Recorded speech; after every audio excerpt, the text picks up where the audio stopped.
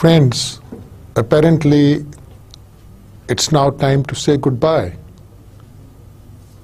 because this happens to be our last and final lecture. And we have been moving around all over the world. We have looked at UK and USA, at France and Japan, closer home, at our own country, also India, trying to compare the administrative systems, trying to compare the constitutions, attempting to compare the local governments,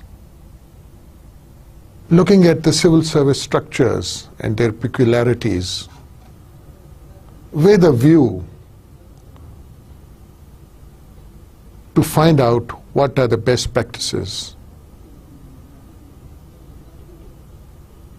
And as we looked at all these countries, we found that all countries, as far as the bureaucracy was concerned, have moved towards a meritocracy, a merit-based system for induction of civil servants or public administrators.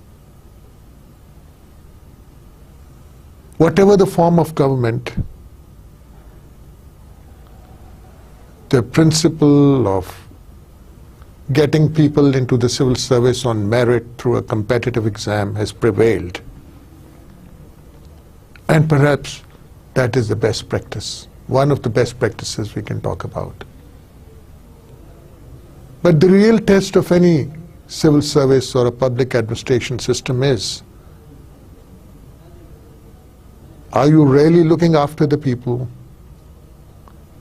Are you providing the services which the people need in an efficient manner? To what extent is the general populace frustrated or satisfied with the state of affairs in government offices?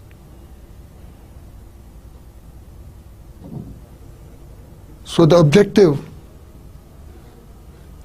of all this analysis is to highlight this aspect, that it is the public, the end user, the client, the consumer, who should benefit from the services in a befitting manner.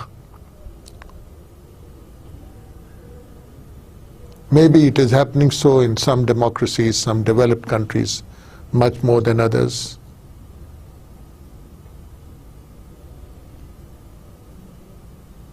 But what ingredients go into it is a different story. What are those elements? Cultural, historical, the whole ecological picture. What are those elements which transform an administrative system into one which is really serving the people? That's difficult to say.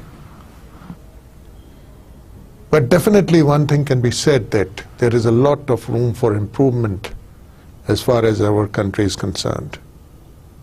We asked some questions right in the beginning, and the answer lies in an efficient, pro-people, pro-poor administrative system.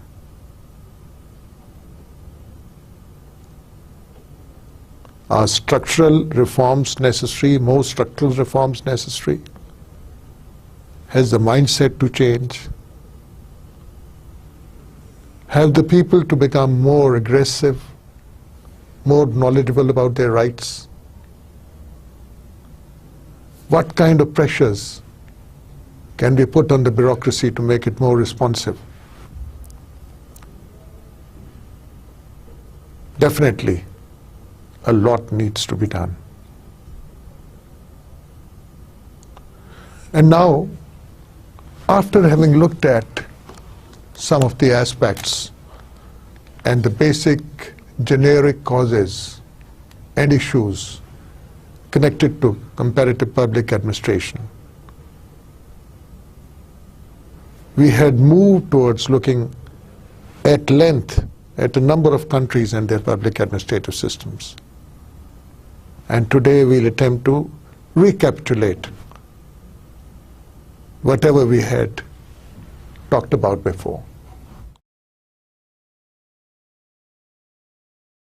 So here's the scheme of things, a small table which is going to give us an idea about these different countries and to what extent and on what point, what term of reference they are closer to each other or not. So we have chosen a number of components for comparison. These elements range from constitutional aspects to recruitment aspects of the civil service and the empowerment of local government. And the countries, of course, you will remember are Great Britain, USA, France, Japan, a little bit about India and Pakistan in more detail. Over here we have talked about culture of two countries, USA and Great Britain, and found that more participative civic culture is present in USA, just one characteristic at the top. And the French system is a classic administrative system, especially so because we find this centralized, merit-based, strong, powerful bureaucracy,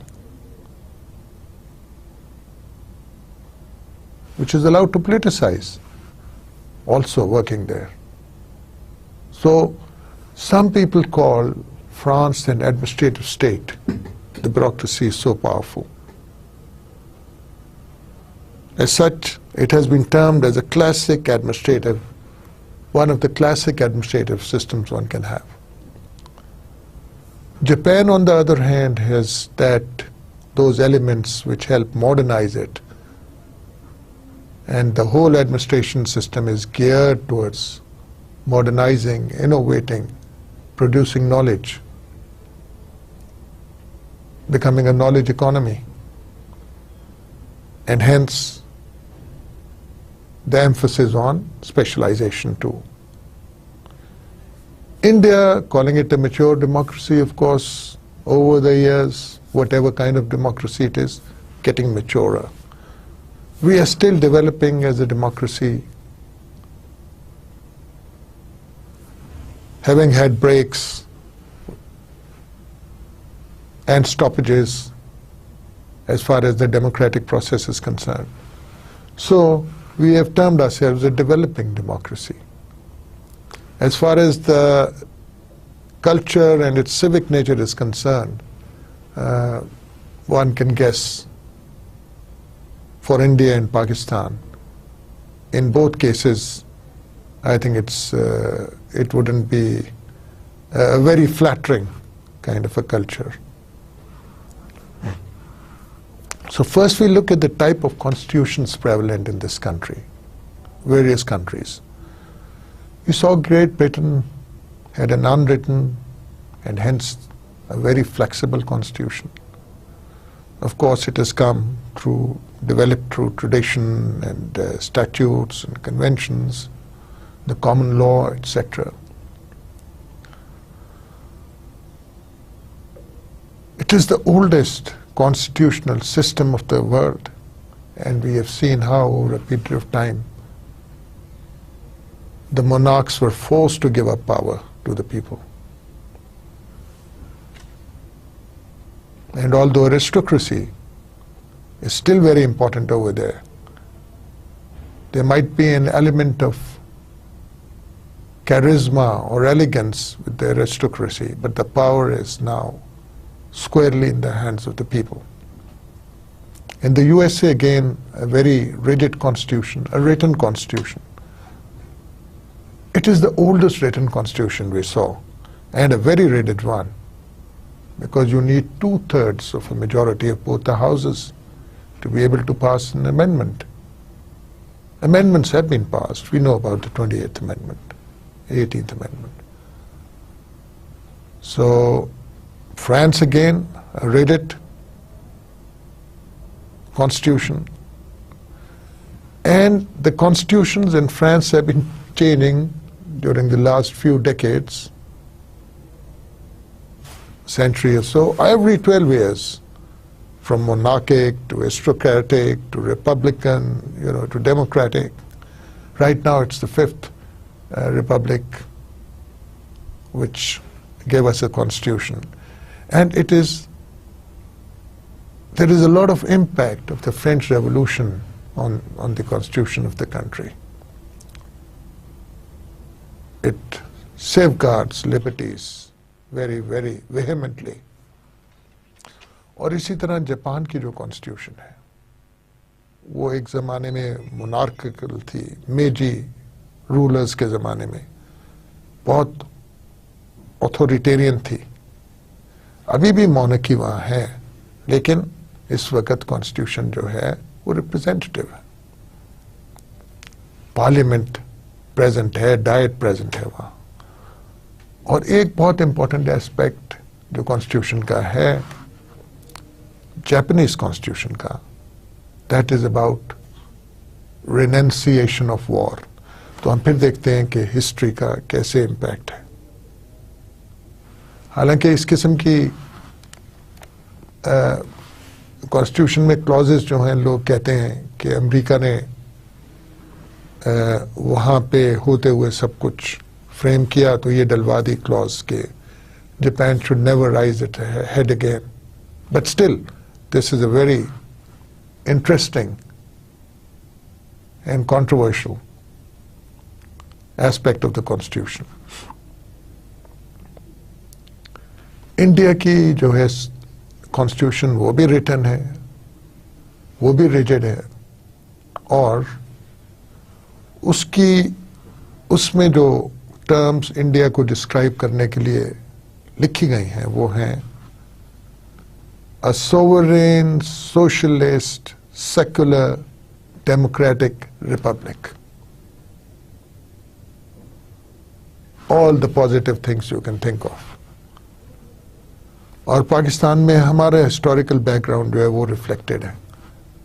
How we got independence, how the Muslims wanted a state of their own and believed in the two-nation theory. So we are the Islamic Republic of Pakistan. हमारी constitution भी written और rated है. So what about the nature of the state and the type of government? We'll first look at the nature of the state. Great Britain में unitary state है.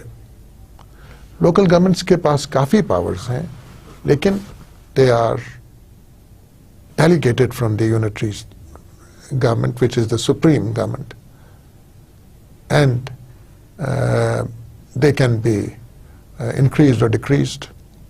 But the local governments are doing a fantastic job in UK. USA में हम देखते हैं कि इतने states हैं, और इन स्टेट्स में रेजिडरी पावर्स हैं, वेस्टेड हैं जो हैं. काफ़ी पावर्स स्टेट्स के पास हैं, बहुत पावरफुल स्टेट्स हैं. फेडरल गवर्नमेंट की तो अपनी पावर्स हैं ही, लेकिन स्टेट्स को बहुत पावर्स दी गई हैं. और आगे जो सिस्टम नीचे लोकल गवर्नमेंट का है, उसमें भी mayor is a very powerful figure. For example, France की हुकूमत भी यूनिटरी है, and all powers are vested in the single supreme government. ये बहुत ही सेंट्रलाइज और यूनिटरी गवर्नमेंट है. यहाँ पे लोकल गवर्नमेंट्स को इतनी ज़्यादा पावर्स नहीं है जितनी कि ब्रिटेन में है, या यूके में है, या यूएस में है, या फॉर दैट मैटर इंडिया में है. And when we look at Japan, we find that it is a unitary state, a unitary system of government with the monarch at the top. It's a monarchy. So a lot of powers are with the diet. That there is a monarchy, but primarily the monarchy is symbolic.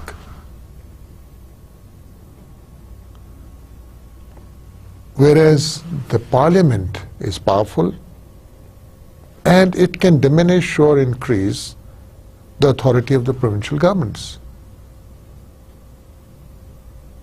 So the local setup is at the mercy of the Diet. Diet is extremely powerful.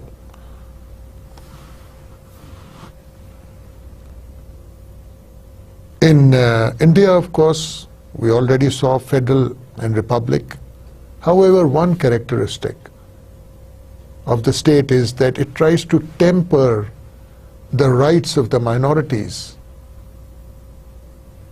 along with the majority rule. So there is a visible effort to try and protect the minorities, at least theoretically. And in Pakistan, the nature of state has undergone a bit of development during the last decade, when a lot of powers from the federal government were transferred to the provincial governments. So the provincial governments now are much more powerful, dealing with more subjects than they were about a decade ago. And of course, it's a federation of 4 or 5 provinces, and it has, it's very much a republic. Representative government has been envisaged. Now the types of government in these various countries. Of course, the Westminster type of parliamentary democracy in the UK. The lower house Commons is very powerful. This is the mother of all democracies, so a lot of democratic traditions there. And one of the very interesting aspects is that of the shadow government, where each minister or head of a department, political person, has its equivalent in the opposition in the form of a shadow minister who would be expected to take up, would really have a good knowledge about his subject or her subject. And in case the other party, which is in the opposition, now comes into power, that person would be expected to take up that particular portfolio. But for the time being in opposition, as a shadow minister, they would criticize and try to contribute towards what the government is doing. In the USA, we saw that it was a presidential form of government. Senate was a very powerful house. We saw president is extremely powerful. But when it comes to appointments, all appointments, judiciary and key posts, they have to have the agreement of the Senate. The Senate may go in and its subcommittees may hear those people, may question those people, may have sessions with those people who are being appointed, and then decide. But no appointments, no key appointments can be made without the green signal from the Senate. So this also fits in with the concepts of checks and balances between the various organs of the state. That is the judiciary and the legislature and the executive. And now we see executive here being checked and balanced by the Senate, by the upper house of the legislature. And of course, the judiciary comes in with its powers of judicial review to create more checks and balances, even on the legislature, by declaring laws to be unconstitutional if they happen to be so. In Japan, it is again a parliamentary system, and the emperor or the monarch is just the executive, the ceremonial person. The real authority rests in the cabinet. That is the most powerful organ of the state. In India, we see Prime Minister is very powerful. The President does some appointments, some key appointments, but primarily it is the Prime Minister who's running the show all the time. Pakistan also right now, Prime Minister is the real executive. Previously we have had a quasi-presidential kind of government during General Pervez Musharraf's rule. And now after the latest amendment, the powers have come back to the Prime Minister, who now happens to be the real chief executive with all the powers that are deemed in the Constitution. Now the type of legislature, of course bicameral in all the cases. In case of Great Britain, you have the House of Lords and the Commons, Commons being the more powerful house, where the Prime Minister is taken to task all the time. In US, we saw the Congress as the lower house and the Senate as the house, the Congress comprising of the lower house of representatives and the Senate as the upper house. And we saw Senate to be a very powerful house.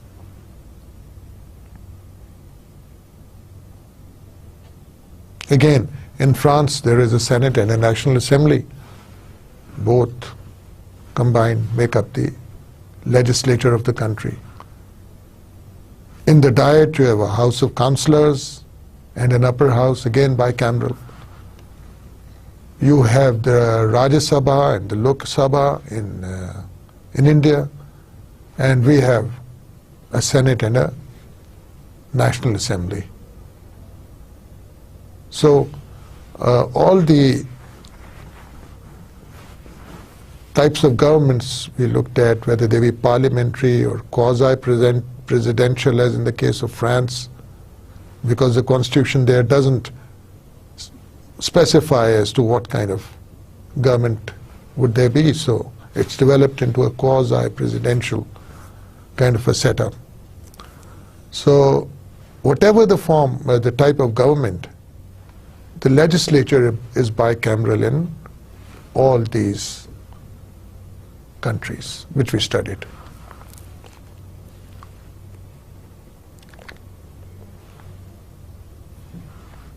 And what about the kind of bureaucracy?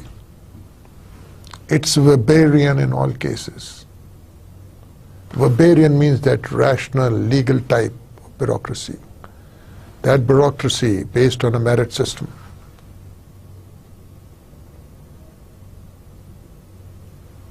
So the legal, rational type of bureaucracy which follows laws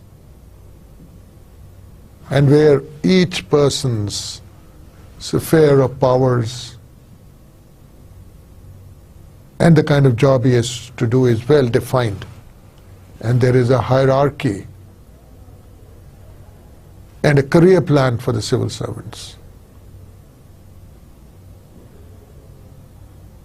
and a bureaucracy in which the subordinate can, equipped with the law, if he is right about the interpretation of the law, he can take on his superior.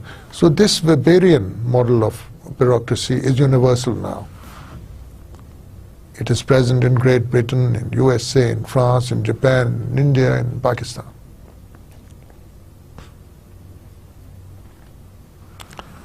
And then what is the machinery available for redressal of citizens' grievances?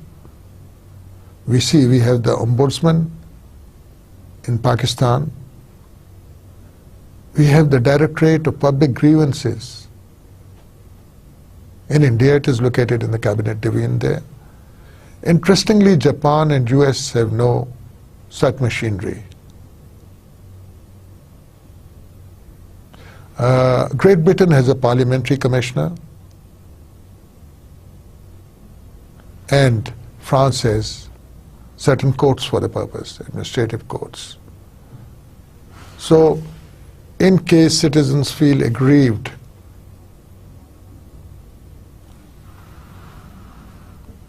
about the behavior of the bureaucracy, or they have been wronged, something has been done which was not in keeping with the law, their interests have not been taken into account. Whenever they feel wrong, they have a grievance against the bureaucracy. तो वो इन तमाम platforms पे जा सकते हैं जो हिंदुस्तान में भी है, पाकिस्तान में भी है और बाकी मुल्कों में भी है. लेकिन यूएस और जापान में ऐसी कोई खास आइडेंटिफाइड और डिवोटेड मशीनरी, डेडिकेटेड मशीनरी नहीं है इस पर्पस के लिए. Perhaps they don't need it much, because most of the time things move according to law and within a certain system, and everyone is happy.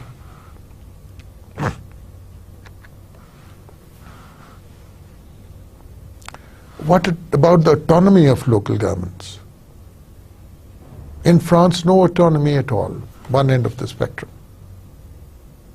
And US, on the other hand, a lot of autonomy. UK lies somewhere in between. In US, we saw that there were many models of local government.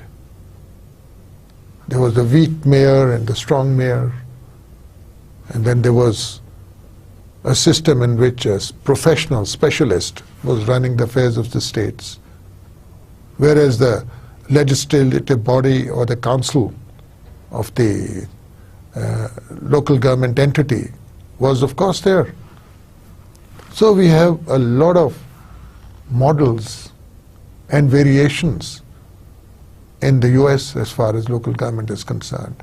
It's very much historical according to that community and also in keeping with the needs of that community. Although in Britain there is less autonomy than in the US, but the local government there does a lot of social work and allied things over there. And people trust the local government there, the municipality, most of the time. In France there is no autonomy. You have to do what the government says. The government in Paris is going to determine what you are supposed to do or not do. In Japan you have more autonomy, like in the US. They have their prefectures and a whole system of very powerful elected representative set up. In India, there's more autonomy, and in Pakistan the autonomy is coming now. Again, we talked about the devolution program in Pakistan. It started about a decade ago, a little more than a decade ago. And now the local governments are much more powerful than before. The Nazims of the Zilla Council or the Tehsil Council are supposed to be powerful people. If at any given time the local governments do exist. और Japan में हमने देख लिया, France में, हाँ हिंदुस्तान में काफ़ी autonomy है. उन्होंने एक पूरा पंचायत का सिस्टम इंट्रोड्यूस किया हुआ है और ज़िला के लेवल पर भी, फिर नीचे गांव के लेवल से लेकर ज़िला के लेवल तक लोकल गवर्नमेंट्स इलेक्टेड हैं और काफ़ी पावरफुल हैं. फिर अब हम देखते हैं what are the political rights of the civil servants in these countries. उससे बड़ा फर्क पड़ता है. उसके दो एस्पेक्ट्स हैं. एक तो ये कि आप पॉलिटिसाइज अगर सिविल सर्वेंट को कर देते हैं तो उसका क्या न्यूट्रल बिहेवियर रहेगा कि नहीं,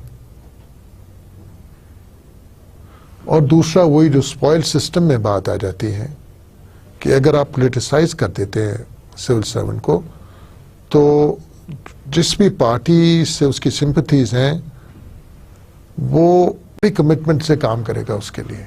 तो ये इसके दो साइड्स ऑफ द कॉइन्स हैं. यानी अमेरिका में अगर स्पॉइल सिस्टम में 9,000 के करीब लोग अब भी without going through the merit system आते हैं, अच्छे होते हैं, स्पेशलिस्ट होते हैं, well most of them are very well qualified for their job. But they are supposed to be working for that particular political party and the government. इसलिए हो सकता है उनकी ज़्यादा कमिटमेंट हो, वो बेहतर तरीके से परफॉर्म करें. So political rights of civil servants in Great Britain is permitted at the lower level.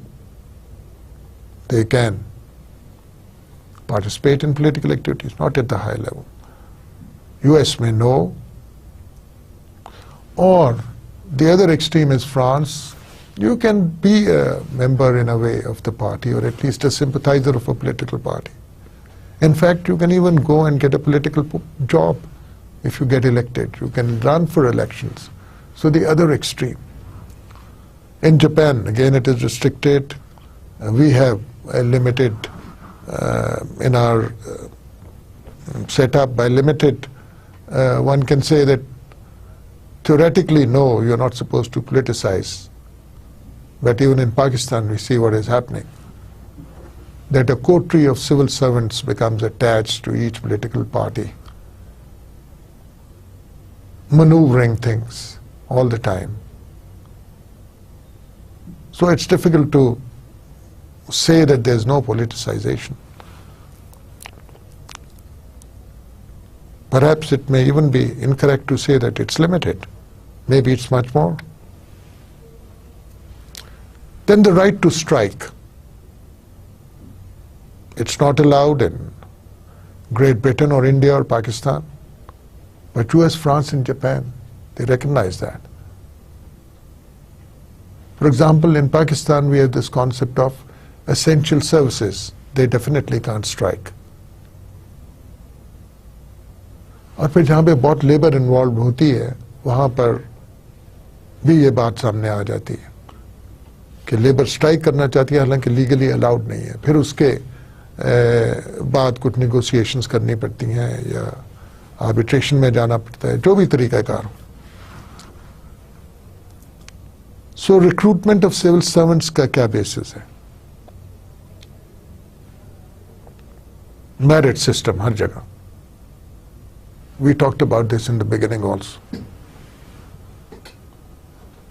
That as far as recruitment to the civil services is concerned, almost all countries in the world now follow a merit system. There might be some lacunas or loopholes within that merit system, but theoretically that system is supposed to be a merit system in which the best person with the highest grades, who has been evaluated as the best out of a big pool of talent, these persons are going to get into the civil service. And this is always through an open competitive exam. Now the form of exams may differ in different countries. Somewhere you may have a number of interviews, somewhere you may have less interviews, somewhere there might be, in some countries, more emphasis on your personal traits and on the ways and means to detect them and to find out those. So the modes may be different, but the openness and everyone being eligible, given the basic qualifications, are the criteria which make up the merit system, an open competitive exam.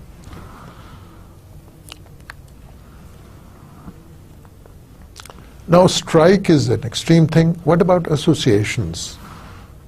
Can the civil servants associate, get together, make small groups and call them associations? And those associations will look after the rights of the civil servants and try to push forward agendas which better their prospects. A kind of a vested interest organization or whatever. Yes, all countries in the world give this right. All the countries in front of us, 6 of them, give this right. This right of association is given to the civil servant. What about the age of retirement? USA में सबसे ज्यादा 65 से 70 साल, नहीं 65 से आप retirement लेना चाहें तो वो शुरू हो जाता है टाइम, और 70 साल तक आप गवर्नमेंट जॉब कर सकते हैं अगर चाहें। यूके में भी 65 साल तक आप कर सकते हैं। लेकिन बाकी तमाम 4 दूसरे जो मुल्क हैं, पाकिस्तान, इंडिया बशमूल जापान और फ्रांस के, 60 साल के बाद आपको रिटायर होना है। और एक इंटरेस्टिंग चीज जो रिटायरमेंट के बाद जापान में है वो है कि civil servants can be adjusted and do get adjusted in the private sector by the government. There is a close networking in cooperation between the private and public sector in Japan. So this is very possible and does happen, that at the end of your civil service career you manage to land in the private sector on a good job. This is not rotation, but this is at the end of your career. In France, we know you can politicize, and many many a bureaucrat has become a senior politician and risen to very high ranks above the ministers, even ministers after retirement from the civil service. So in Japan and in France we see this rather organized system of looking after the bureaucracy or giving opportunities to the bureaucracy so that their rich experience can be utilized for the good of the nation after retirement.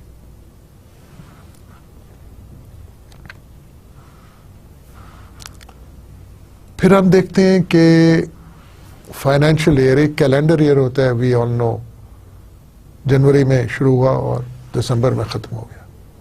फिर मुख्तलिफ अदारों ने, मुख्तलिफ governments ने अपने financial year for certain reasons रखे हुए हैं which may और may not be the same as the calendar year. ज़रूरी नहीं कि वो जनवरी से दिसंबर तक हो। फॉर एग्जांपल आपने पाकिस्तान में खुद देखा होगा कि जुलाई से जून तक हमारा बजट चलता है और उसी तरह बजट मेकिंग प्रोसेस जो है वो हमने इन डिटेल देखा था पाकिस्तान के ज़मन में कि कैसे किस महीने में क्या एक्सरसाइज शुरू होती है और कैसे कल्मिनेट करती है जाके मई जून में, क्योंकि हमारा फाइनेंशियल ईयर जो है वो जुलाई टू जून है। ग्रेट ब्रिटेन का है अप्रैल टू मार्च, यूएसए का हमारी तरह जुलाई टू जून। दिसंबर का ये फ्रांस का कैलेंडर ईयर फॉलो करते हैं। Calendar year and the financial year are the same in France, so January to December. In Japan April to March, again India April to March. तो ये आपका financial year accounts के लिए, budgeting के लिए, audit के लिए ये एक टर्म ऑफ रेफरेंस है कि आपने इन महीनों का बजट बनाना है, इन महीनों के फिर अकाउंट्स बनेंगे, फिर उनका ऑडिट होगा with in that framework. So this is the time framework for financial activities in financial accounting and auditing. तो ये आपने एक फ्रेमवर्क दे दिया। हर मुल्क ने अपने हिसाब से अपनी कंसिडरेशन सामने रखते हुए एक खास फाइनेंशियल ईयर का पीरियड चूज कर लिया। आमतौर पे बजट दो किस्म के हो सकते हैं, एक सिंगल बजट जिसमें तमाम महकमों का इकट्ठा ही बजट हो, अलग-अलग ना हो, या प्लूरल बजट जहाँ पे हर महकमे का अलग-अलग। हमारे यहाँ फॉर एग्जांपल प्लूरल बजट होता है। जापान में, अमेरिका में, यूके में सिंगल बजट है। अब प्लानिंग किस किस्म की है? पुराने ज़माने में दो किस्म की प्लानिंग की बात होती थी, एक तो सोशलिस्ट या कम्युनिस्ट और दूसरी कैपिटलिस्ट। अब over a period of time वो कम्युनिस्टिक या रेजिमेंटेड प्लानिंग, जहाँ स्टेट सब कुछ प्लान करती है और स्टेट ही तकरीबन सब कुछ करती है, एक्टिविटी भी, इकोनॉमिक एक्टिविटी भी, वो तकरीबन ख़त्म हो गई है। अब अगर आपको कहीं इस किस्म की प्लानिंग नज़र आती है तो वो शायद नॉर्थ कोरिया हो या क्यूबा हो और चीन का जो सिस्टम है वो एक planned economy, not really capitalistic, but a lot of government direction in that economy. It's planned. लेकिन जो हम स्टडी कर रहे हैं इस वक्त मुल्क या जिनका हम कंपैरिजन कर रहे हैं, in all those cases we find that capitalistic system है. और capitalistic system basically market driven होता है, जहां पे मार्केट प्राइसेस फिक्स कर रही है, सप्लाई और डिमांड प्राइसेस फिक्स कर रही है. और ऐसे सिस्टम को रेगुलेट करना इतना आसान नहीं होता, because everyone is out to make their own buck. But we are following a capitalist system. So is India, so is Japan, so is France. US, of course, is who has been the champion of the capitalist system all along. And vis-a-vis US in the communist days, these were the two big powers who were trying to say that each one was saying that their ideology and their system is better. And then party systems. Two-party system in Great Britain. Then we have a two-party system in US. We know about the Republicans and the Democrats. France has a multi-party system. Japan has a multi-party system. India has a multi-party system. And we know about the BJP now in power, and the National Congress of Indira Gandhi have been in power. And then there's a good following for the Communist Party of India. In Pakistan, we know a third party now, Tehreek-e-Insaf, coming up. So we have the People's Party, we have the PMLN, and we have Pakistan Tehreek-e-Insaf. So multi-party system emerging in our country. In India, for quite some time, perhaps all along, they have had a multi-party system. And a lot of governments which come about in the states of India are coalition governments. So even at the state level and like at our provincial level, there is this impact of a multi-party system.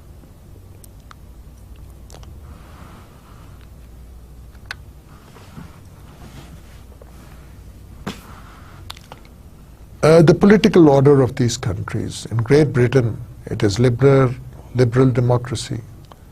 USA, liberal democracy. In France, liberal democracy. In India, for want of a better word, I said mature democracy. I'm not sure how liberal that democracy is. And again, for want of a better word, I called Pakistan a developing democracy. Again, I'm not sure how liberal this democracy is, our democracy is. So, democracy nevertheless, but where we stand on the spectrum of being liberal is difficult to say. In fact, even the countries which are labeled here as liberal democracies, may be somewhere on that spectrum, but not at the extreme conservative end of the spectrum. And then the type of planning. Is there a central planning machinery or not? Or is all the planning decentralized? In Great Britain, it's interesting. They don't have a central planning machinery as such. Which means that the local bodies and the local governments are going to plan for themselves, which is good.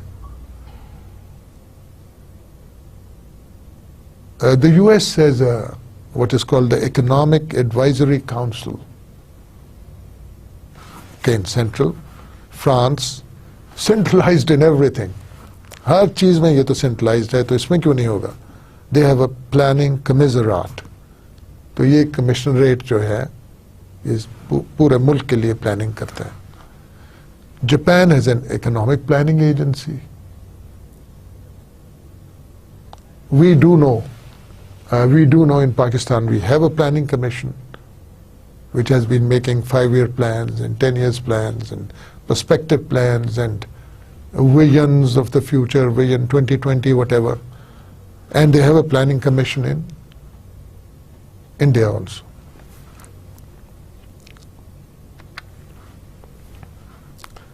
Central Financial Agency क्या कहलवाती है? और there has to be a central financial agency in every setup. So the central finance agency in Great Britain is the Treasury. And we saw that Treasury had a lot to do with the civil service also, historically speaking, in the UK. In France we call it the Ministry of Finance and Economy. In Japan, we call it the Ministry of Finance. In India, we call it again the Ministry of Finance, and similarly in Pakistan. So this central financial agency is going to basically regulate the flow of funds, provide resources to the various departments, or maybe even states and provinces, to carry out their day-to-day work and to do development work. As we saw in the case of Pakistan, that there have been national finance commissions and provincial finance commissions set up, which give a formula for the distribution of resources available through certain type of taxes. So this works under the umbrella of the finance division. Similarly, all important projects, development projects, have a great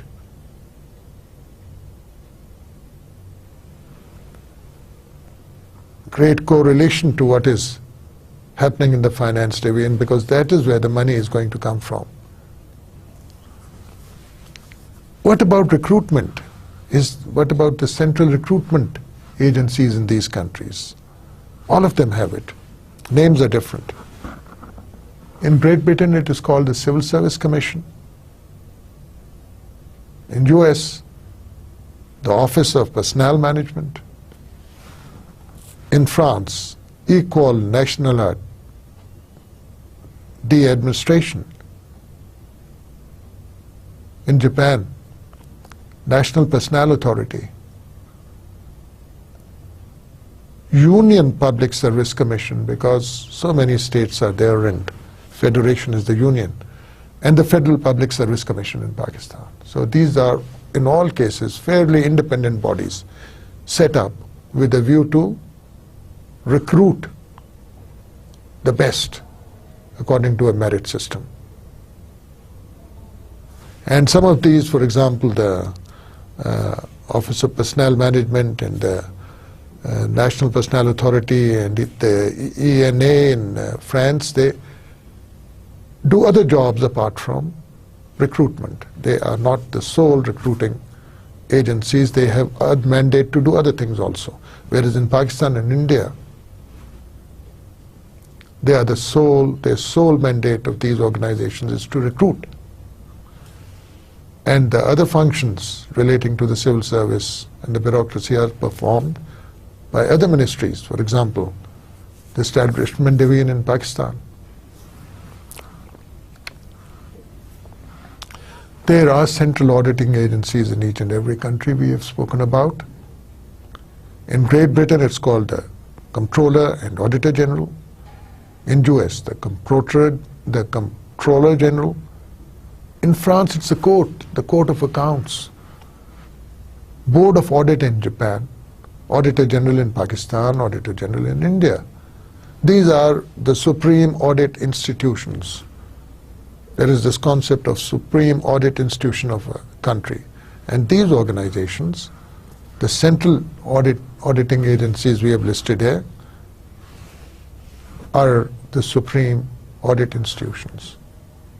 And we know what they do, how they are the guardians of the funds, and have to ensure that everything is in order, that funds which were meant for a particular purpose have been spent on that and not on other things, and also that they have been spent in accordance with the law, with the rules, with the procedures. So transparency is essential.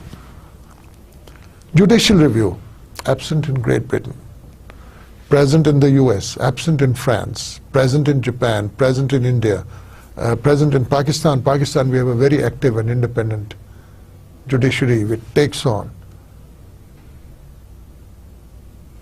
all those cases which involve any such legislation or rules which have been challenged as being ultra vires of the Constitution and declares them so. It also takes up cases in the public interest litigation. It can take suo motu notice of many cases, of any injustice or excesses done, of rights being infringed, freedoms and rights being infringed. So the judicial review is present in a number of countries in one form or another. Or major political parties, we know Conservative and the Labour, and UK, the Democrats and the Republicans, in US, the Communist, Socialist and Union. For New Republic parties in France, Democratic, Japan, Socialist, Democratic, Socialist and Communist parties. In India, Congress, Communist Party of India and the BJP. In Pakistan, of course, PMLN, People's Party and the PTI. And type of franchise, meaning to say who can vote. If everyone can vote, whoever is an adult according to the law of the land, where all adults can vote, it becomes universal adult franchise. So like the merit system in bureaucracy, common in all the countries, this system is the keystone of democracy. Everyone should be able to vote. So in all these countries, we have the system of universal adult franchise.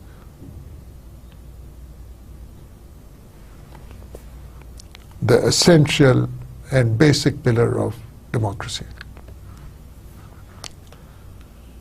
What about the central personnel agency, which manages the careers of the civil servants, does the training and the promotion, etc.?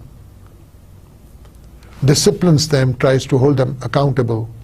Now we are talking about in-house accountability. External accountability organizations are also present, but this agency is also supposed to discipline the civil servants, catch wherever misconduct is occurring and accordingly punish the civil servant.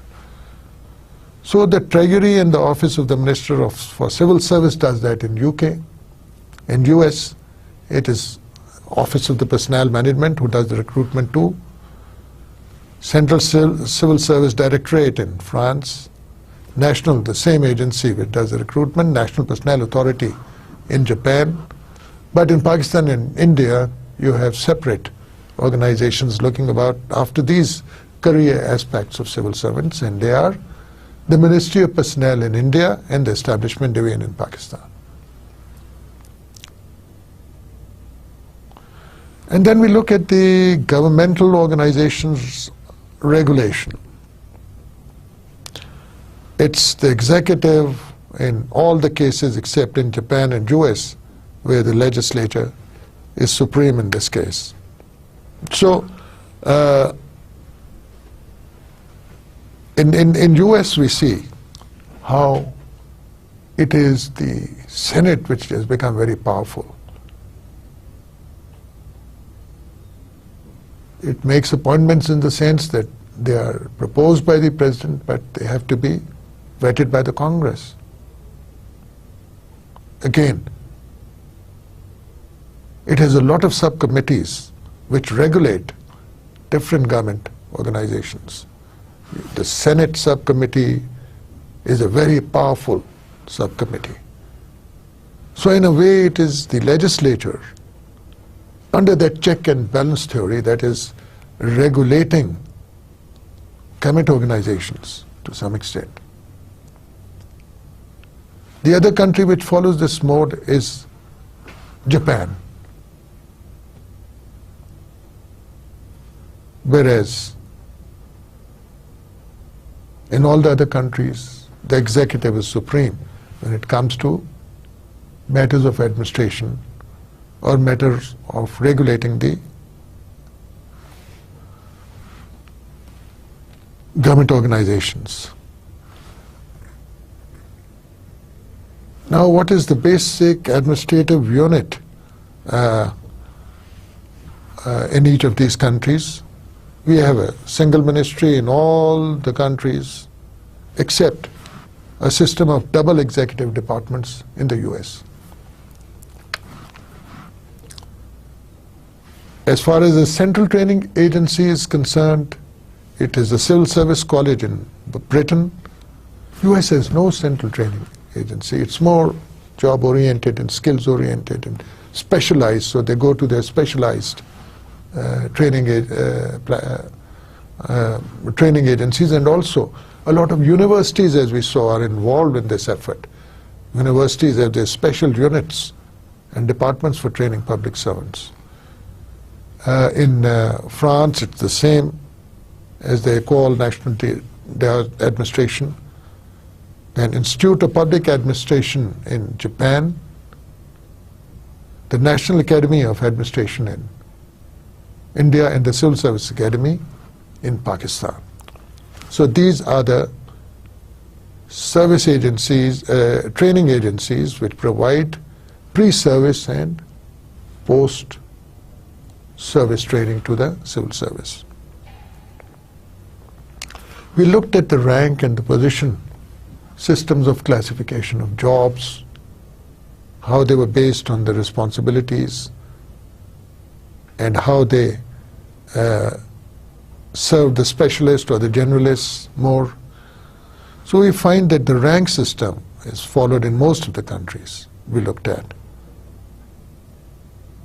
And they are UK, Pakistan, India, France. So this is where the generalists are more important.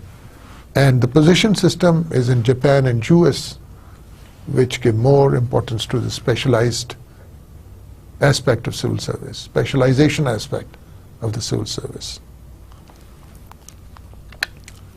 इसके बाद आप देखिएगा local government के क्या क्या tears हैं.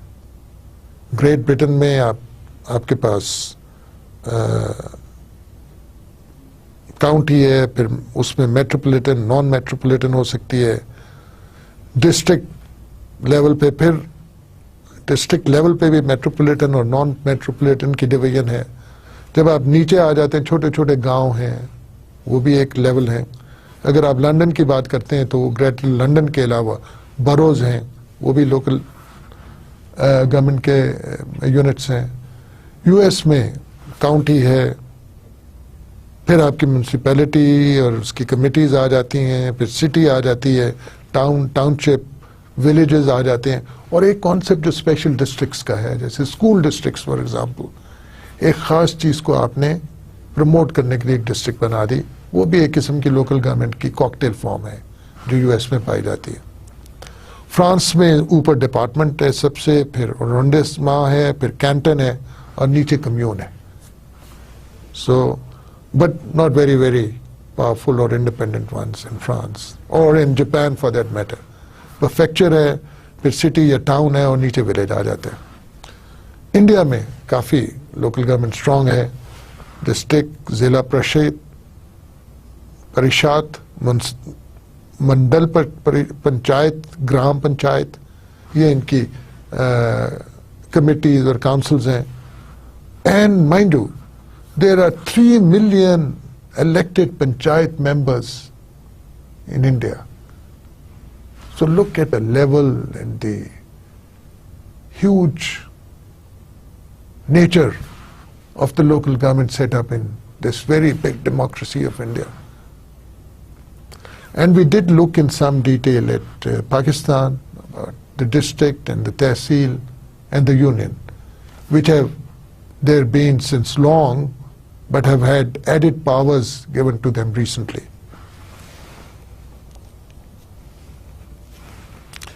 And then who is the top chief executive? The county chairman in case of Britain, again, county, USA chairman, prefect in case of France, governor in case of Japan, the elected or the administrative officer in case of India, the elected or administrative officer in case of Pakistan, elected one being called the Nazim, and administrative one being called the DCO or the District Coordination Officer. And in India also we generally have an IAS or the Indian Administrative Staff Officer running the district.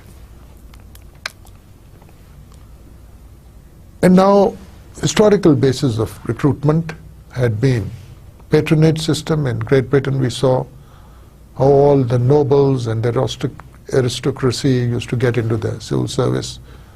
In US, whichever party one would bring their people 100% or 90% into the civil service. And in olden times, offices went up for sale in France. You could pay money and get an office, and then perhaps do what you liked. Japan had a patronage system because of the monarchy, which had been very powerful in Japan, and the civil servants were supposed to be an instrument to keep the monarchy in place. So they had to come through a patronage system or a monarchic nominated system. In India, it's a merit system. In Pakistan, it's a merit system. New countries, independence, very, very dissimilar history of administration before the British came. But once the British left, it was merit system in both the countries. And the head of the state, it's the king or the queen, that is the crown in England. It's president in the US, very powerful, they say one of the most powerful persons in the world. But as we saw, powers tempered very much by the Senate. And the president of France, again a quasi-presidential setup with the prime minister there too. But the president is very, very powerful. The emperor in Japan, again ceremonial title, head of state. The president in India, again, not many powers. Pakistan, not many powers. But all government work being done in the name of the president. Otherwise, he is head of the state and has a ceremonial position. Not much more than that. So with this comparison, we complete the revision of our course on comparative public administration. And if we go a step further from this, someday we would like to look at best practices and draw upon them from different countries, from different comparative systems. Because what we did was now a national comparison across nations. This could be done for many more nations and then equated with the results to find out the best practices. And Pakistan needs to borrow a lot of practices, best practices from wherever it can, given the state of affairs that we have in our country as far as the public service is concerned. Thank you very much, and I wish you all the luck. Allah Hafiz.